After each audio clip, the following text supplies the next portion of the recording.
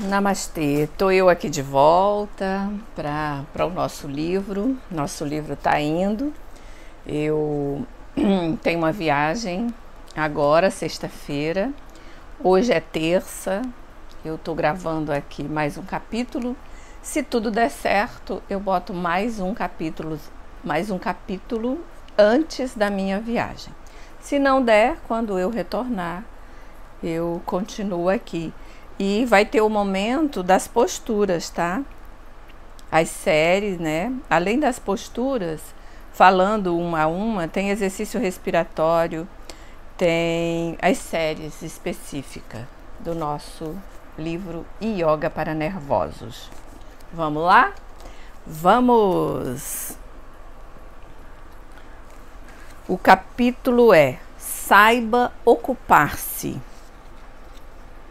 Chamamos ocupar-se o ato de empregar esforços e recursos para a realização de uma coisa qualquer, seja a solução de um problema, seja a criação de uma obra útil ou bonita, seja fazer qualquer coisa que, estando à nossa frente, não pode deixar de ser feita. Ocupar-se com eficiência é obter o melhor resultado naquilo que se faz, usando para tal o mínimo de esforços. Ter eficiência é o ideal de todo aquele que trabalha. Depende de muitos fatores, desde a natureza da obra em que nos empenhamos, ao alcance dos meios materiais e instrumentos disponíveis, mas principalmente da concentração mental dirigida ao agir. Descobrir e usar o melhor método para aumentar o rendimento da ação constitui uma arte. É uma arte que deveríamos desenvolver. Yoga é definida por Krishna, no Gita, como excelência na ação. Gita que ele se refere ao Bhagavad Gita, né? Excelência na ação. O que temos de fazer, devemos fazer bem feito, pois a ação ou obra imperfeita implica realmente numa dívida a que ficamos vinculados ou presos. Só o perfeito agir ou fazer nos liberta, segundo a escola Sada Dharma. A PL, Perfeita Liberdade Moderna, ordem religiosa do Japão, para a qual a vida é arte, ensina a seus fiéis a agir com Makoto, nome bem diferente, né? Com perfeita integração e devoção no que está fazendo, não importa a aparente humildade da obra. Aliás, não existe obra humilde quando o agente realiza Makoto. Quando o agente é mesquinho em si mesmo, não importa, administre um estado, o que faz é mesquinho e imperfeito. Ou seja, se a pessoa é um governador, né, administra um estado, mas é mesquinho. Yoga, diferente do que pensam erradamente muitos, não conduz à inação. É, ao contrário, uma filosofia da ação. É isso sim, uma terapêutica contra a agitação. É muito comum confundir agitar-se com produzir. A ação inteligente é serena, mais firme. O homem criativo é sereno e não vive apressado, a sacudir-se aqui e ali, a correr trepidamente de um lado para o outro, manejado pela afobação infecunda, fatigante e nervosa. O homem ocidental, atuado pela ansiedade, atraído pelo sucesso, esporeado por múltiplas ocupações, é infeliz e vulnerável. ele precisa, para salvar-se de muitos problemas com os nervos, dá sabedoria a seu agir. Falando em linguagem yogi, substituir a rajasidade pela sattvividade. Lembra que a gente leu sobre rajas e sattvas? Pois é. Rajasidade é a pessoa mais agitada e sattvividade é a pessoa mais tranquilinha. Segundo o yoga, há um dinamismo intensíssimo no sábio, que sentado medita. Esse dinamismo não pode ser visualizado ou mesmo entendido pelo agitado homem pragmático do Ocidente. Um yogin em asana, em uma postura, a meditar, dá ao leigo a aparência de estar parado, improdutivo e perdendo tempo. Sabe que no início da minha prática eu pensava exatamente isso, que meditar era perder tempo? Bobinha essa Maria. No entanto, ele está num estado altamente dinâmico. Não é como o homem vulgar. O julga preguiçoso, improdutivo e inoperante. O preguiçoso é parado como as águas de um banhado. Banhado. O nervoso homem de negócios é feito mar encapelado pela fúria da tempestade. O sábio que medita está parado, mas sua estática é vertical, como a dos giroscópios. A estagnação horizontal do preguiçoso é doença. A agitação do negociante pode levá-lo à doença.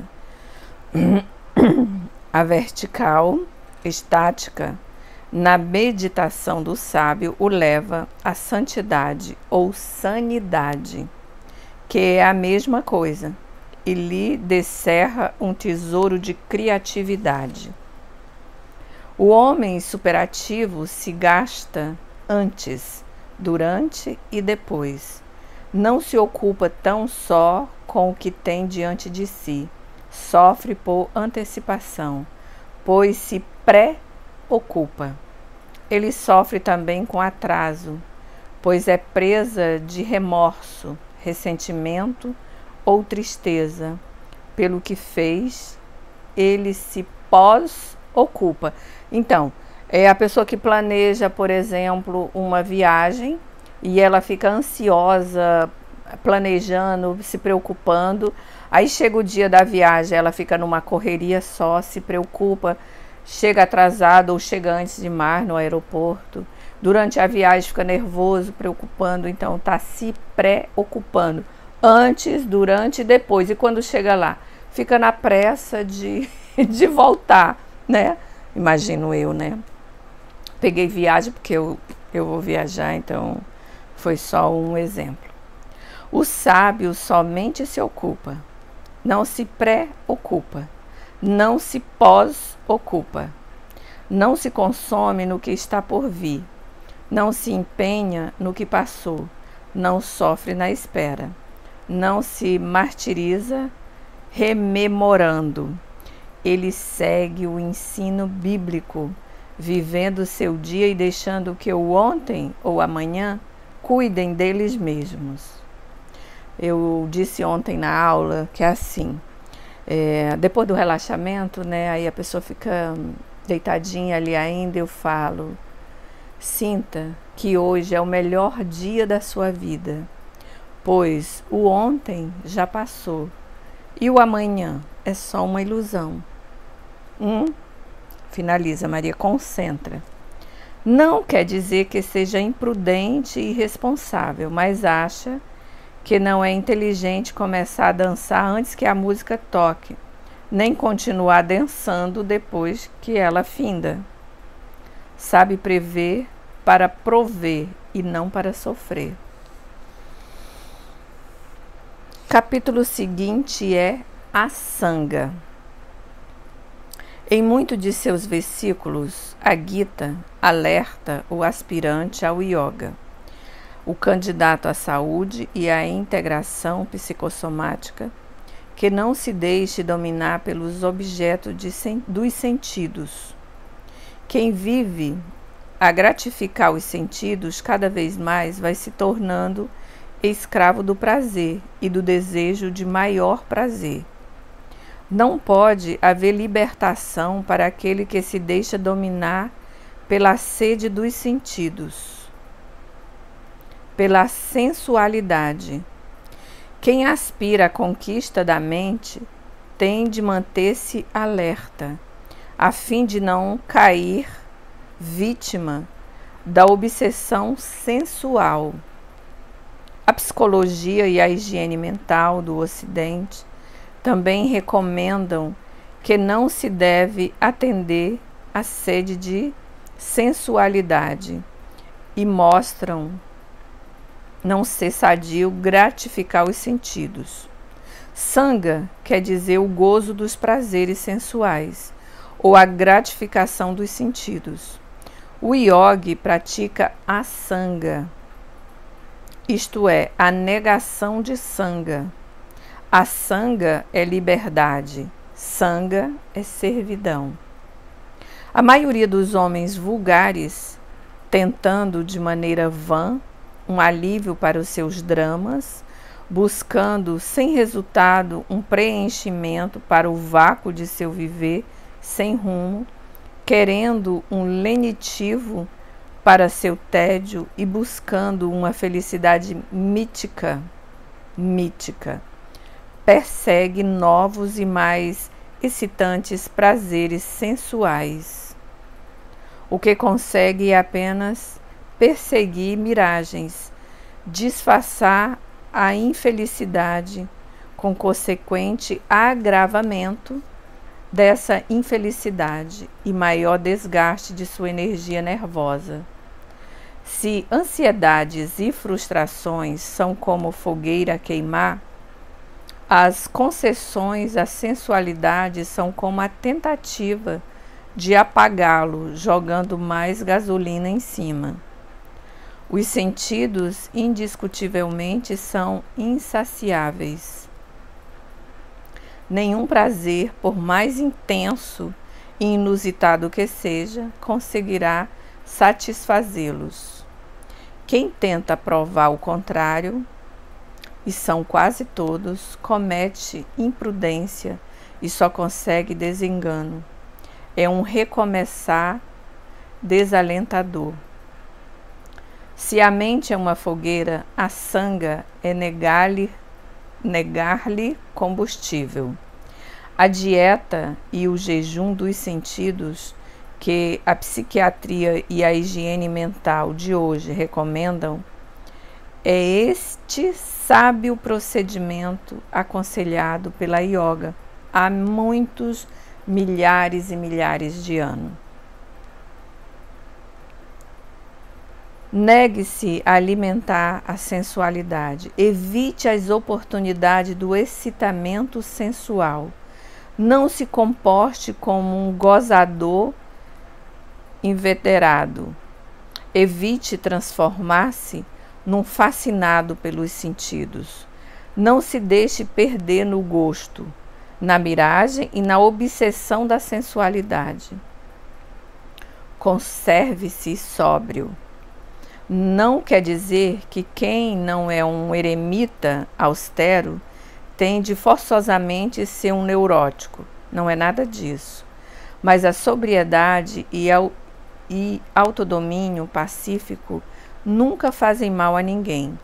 Ao escolher um divertimento, leve em conta que a necessidade obsedante de correr a eles é um sinal de que a eles você está se prendendo, de que se está esvaziando, se alimentando e tornando cada vez mais difícil a equanimidade, a imperturbabilidade e, consequentemente, a saúde.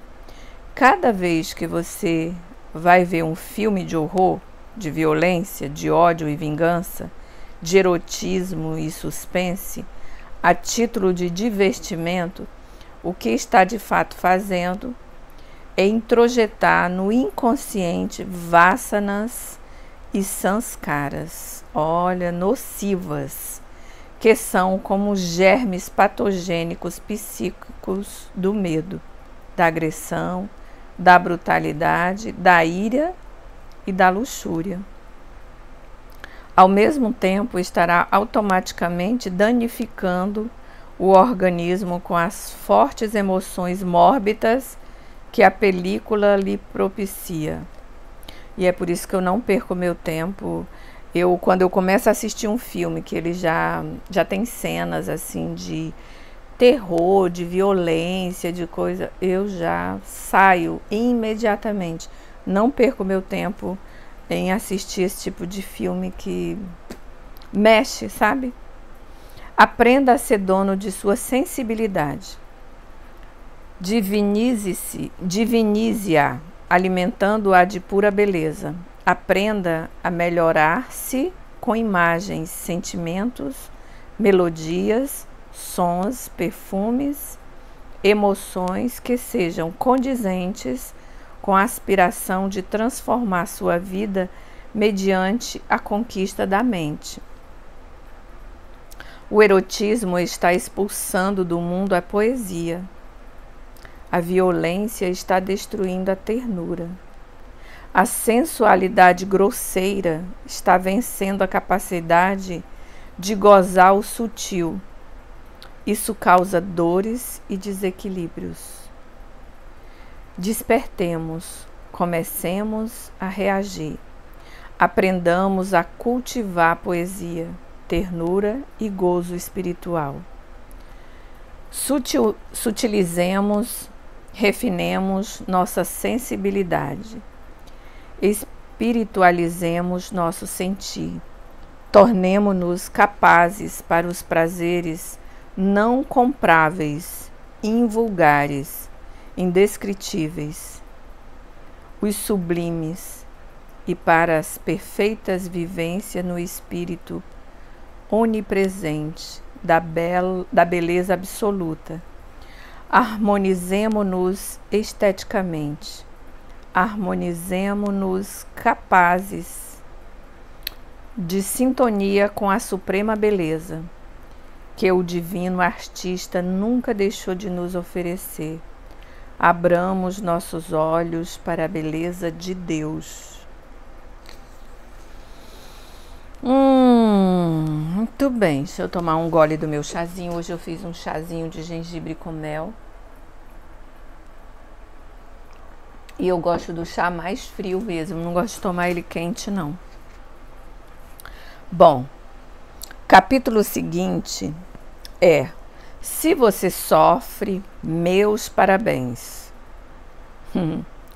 É raro encontrar entre as grandes figuras da arte, da ciência, da literatura, da política, da santidade, aqueles que não tiveram uma longa vida de vicissitudes, necessidades e sofrimentos.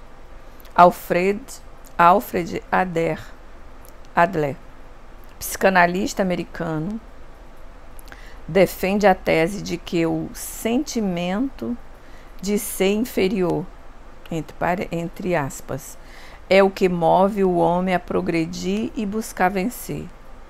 São as insuficiências, as carências desta ou daquela espécie que suscitam o esforço criador, o impulso para a superação.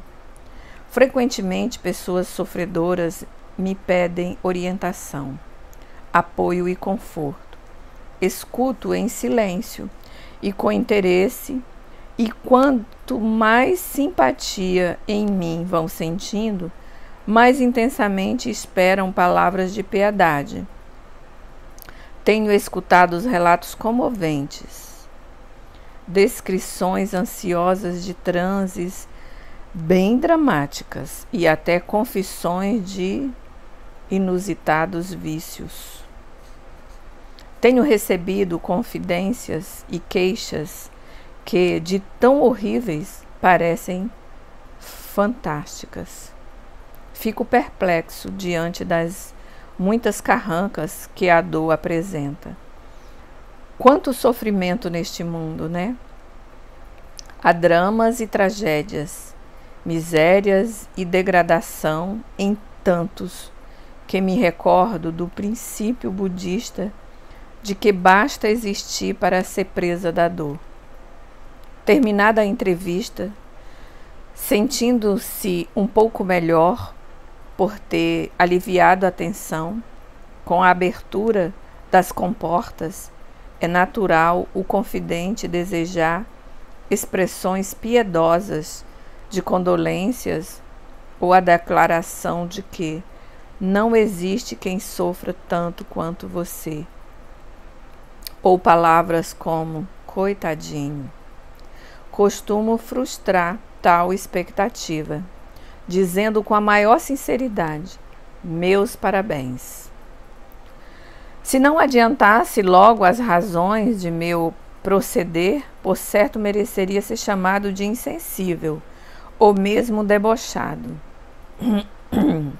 pois não se deve fazer troça dos dramas do próximo. Apresso-me em desmanchar a cara de perplexidade e decepção do interlocutor, completando: se seu sofrimento e dificuldades são tão grandes, meus parabéns, porque você conta com um dos fatores indispensáveis para progredir.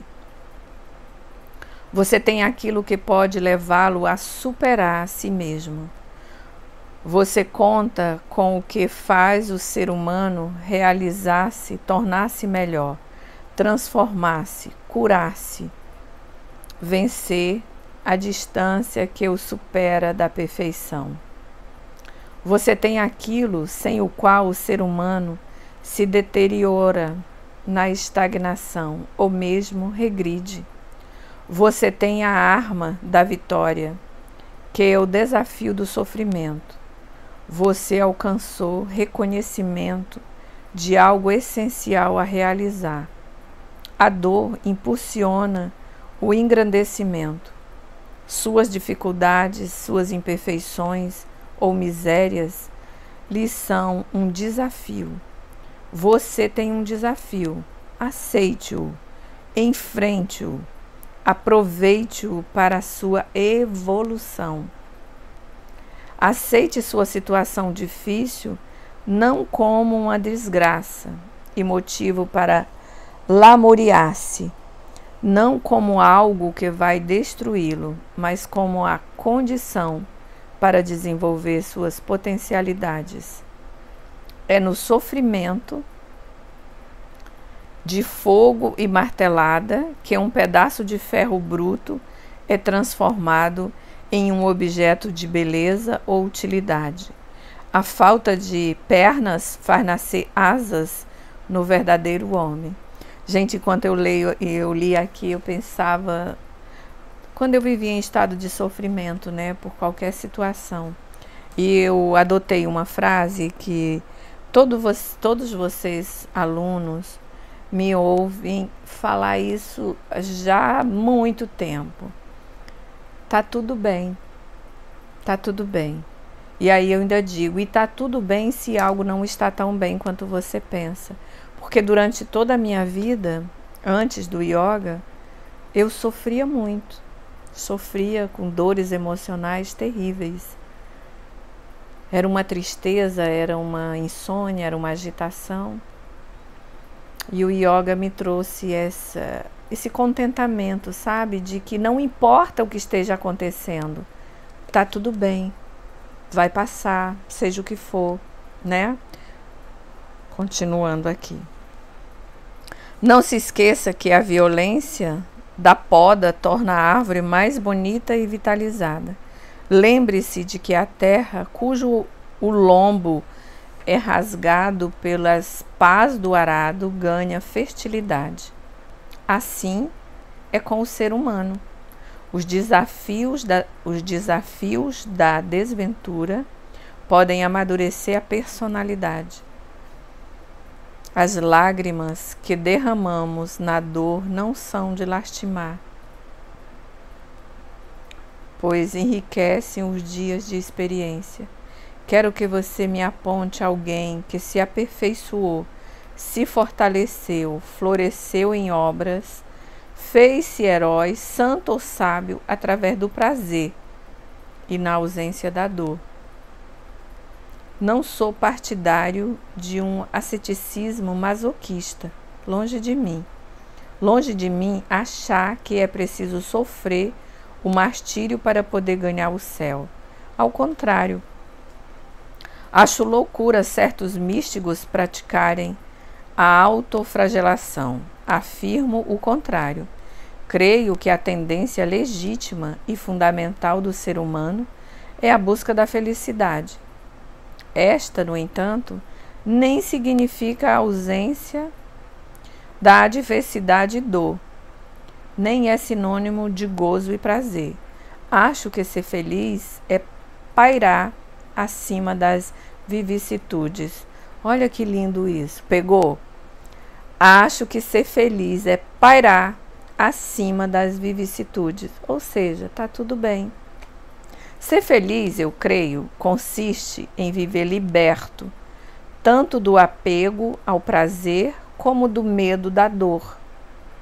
Para terminar, escrevo algo que publiquei no livro Mergulho da Paz. Se eu fosse planta, gostaria de um meio favorável que me fizesse crescer. Mas sou homem, prefiro um meio adverso que me desafie crescer. Ai, meu Deus, que fofo. Deixa eu ver o tamanho desse capítulo. Vamos lá. O mendigo e o abastardo. O mendigo e o abastado. Começa com uma frase. Pobre não é aquele que não tem, mas aquele que pede. Rico não é aquele que tem, mas aquele que dá. Tem um amigo cientista? Tem um amigo cientista ilustre e respeitado, dono de grandes propriedades. Tem carro bonito, pertence a uma família ilustre, tem apenas um ou dois aspectos onde a vida não o favoreceu como gostaria.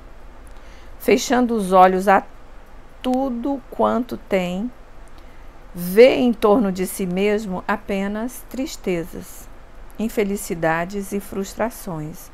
Vive abatido a reclamar de tudo. Lastimar-se invariavelmente sempre que me encontra. Sob o ponto de vista comum, é um ricaço. Sob o ponto de vista da realidade, ele o é. Aurino é um pobre homem que em toda a sua vida tem estado em caminha de paralítico. Peraí, Maria, isso não ficou.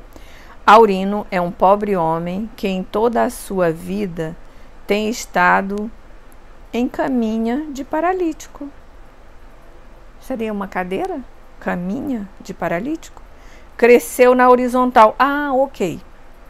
Ou seja, cresceu na horizontal, de seu leito pobre de enfermo, dirige, no entanto, uma grande empresa. Uma empresa de serviço. O serviço que oferece ao público é essencial, pois corresponde a uma necessidade praticamente universal. A empresa de quem poderia viver de esmola presta exatamente o serviço de assistência, de ajuda, de amparo aos necessitados de saúde e meios de vida. Olha que interessante. O pobre Aurino é um catalisador de amor, de beneficência, de humanitarismo. Mais que milagres, o espírito não... Peraí, Maria. Mais que milagres, o espírito não afetiva. O pobre é sempre encontrado em Bangu, disposto a auxiliar todos os ricaços, como meu amigo Lamuriento.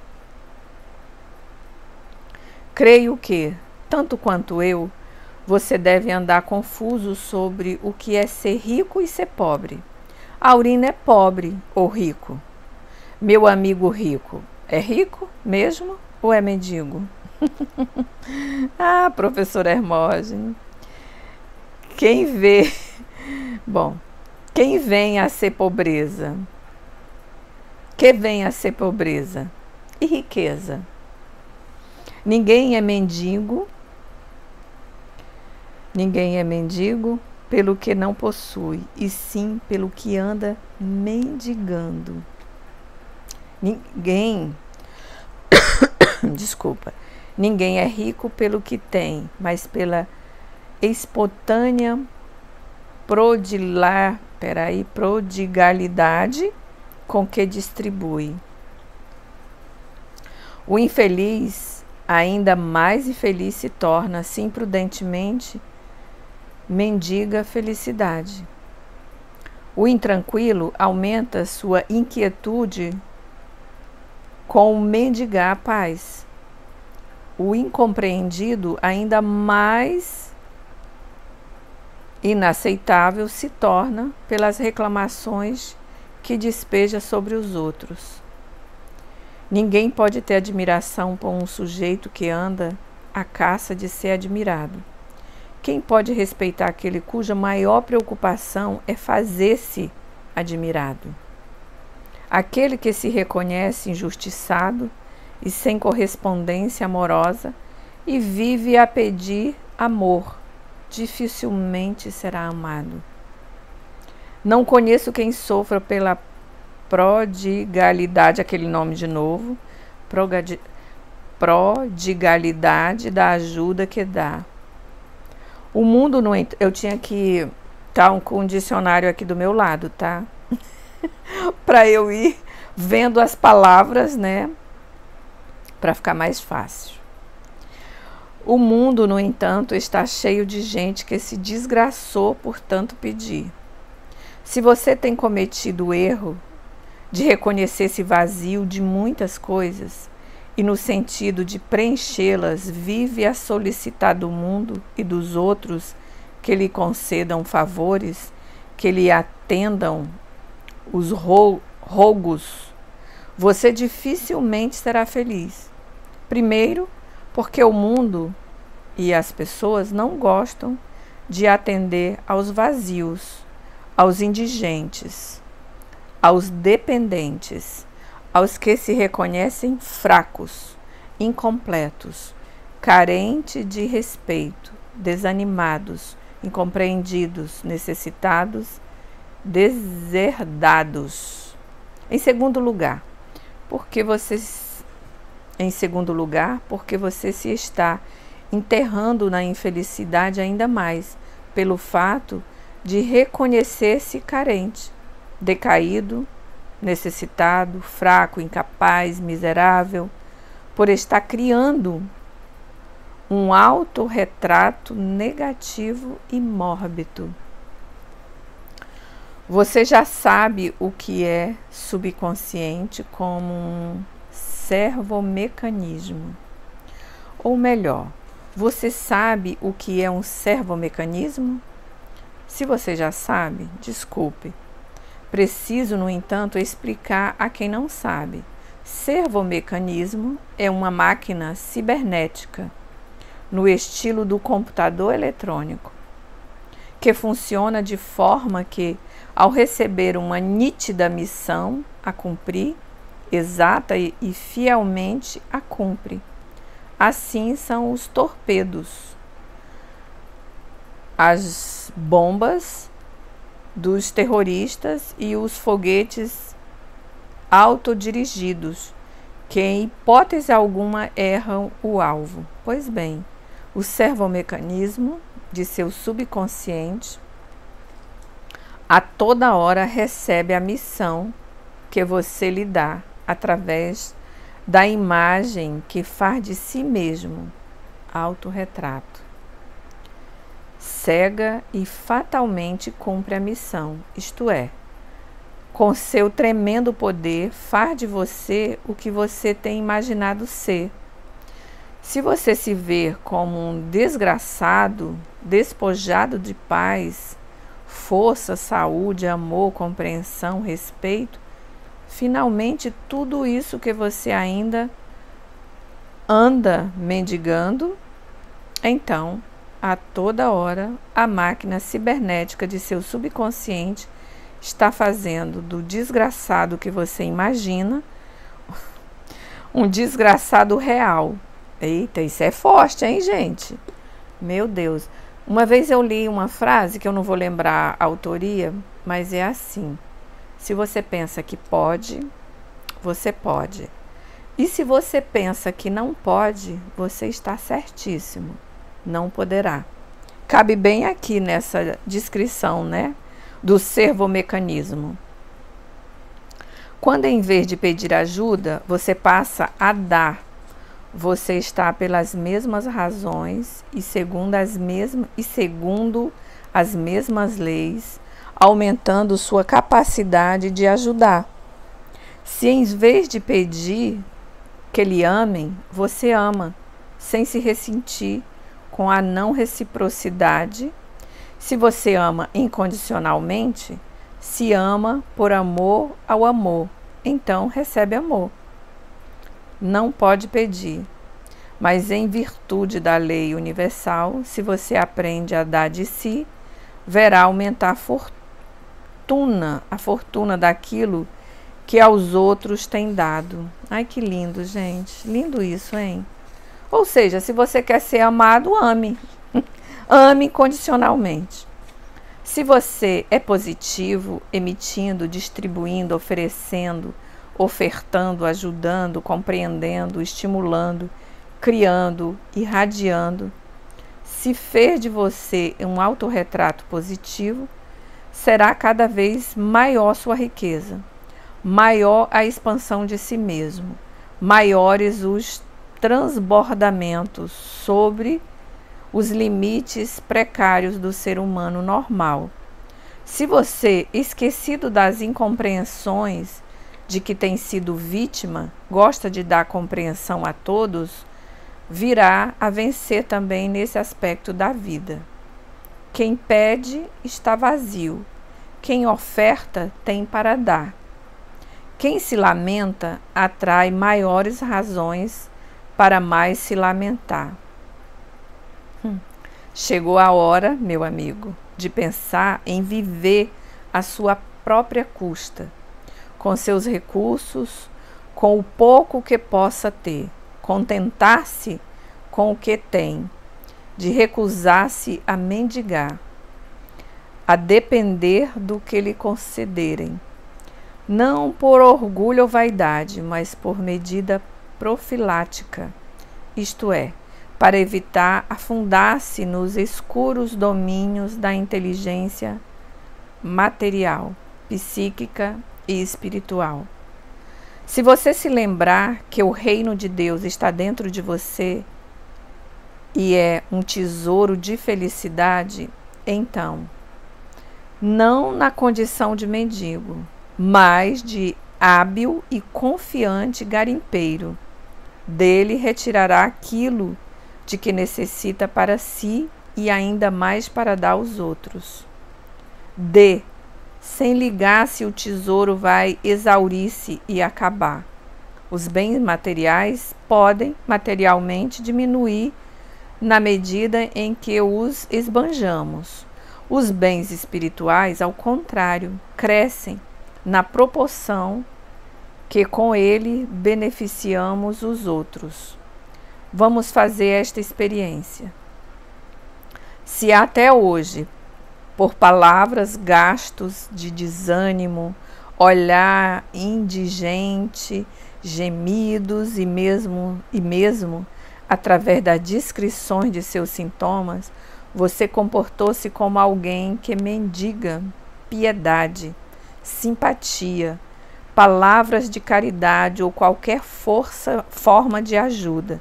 Agora mesmo, assuma o compromisso de evitar que os outros tenham peninha de você. Erga a cabeça, mesmo que a dor queira vencer. Faça seus olhos brilharem. Sorria com os olhos. Tenha sempre um sorriso nos lábios. Substitua seus ais pelas notas de qualquer mesquinha.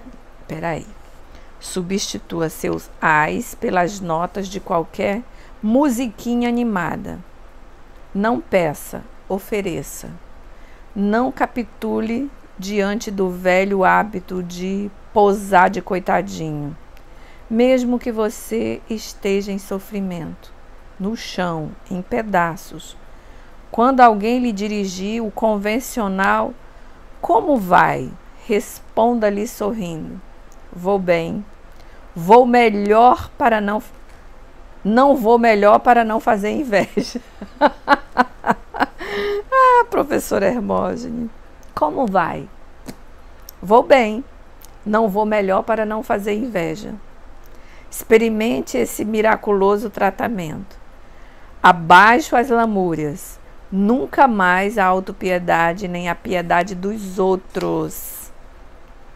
Ah, eu vou encerrar aqui porque eu quero, santocha, contentamento. Meu Deus, eu vou pausar aqui o nosso vídeo mesmo porque ele já está com mais de 40 minutos e eu vou começar um daqui. Lindo demais. Já eu volto. Namastê.